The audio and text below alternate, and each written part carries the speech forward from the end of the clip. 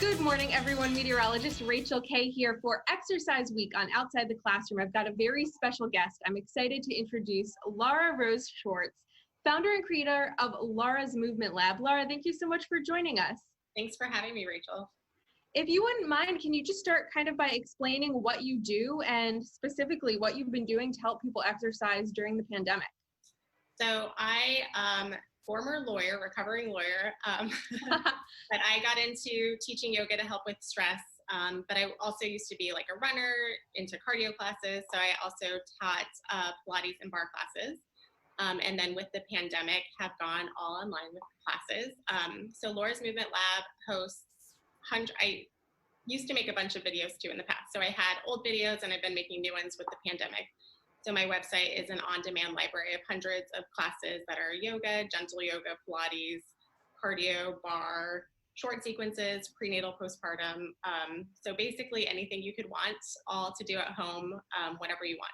So yeah, That's awesome. And busy. So yeah. Yeah, and that's a really great collection of so many different types of exercise. Can you talk about the benefits of both exercise in general, but also kind of alternating or combining what you're doing? Yeah, so for me, I'm a type A person, clearly, former lawyer. I like to feel, personally, I like to feel like classes are challenging and difficult and you feel like really accomplished at the end of them. But there's also a place for gentle yoga with the stretching and the breathing, so I have that too. But for me, the biggest thing for people to feel is strong in themselves. So it doesn't matter what you look like, it's about how you feel. So my classes are designed to make you feel strong and challenged.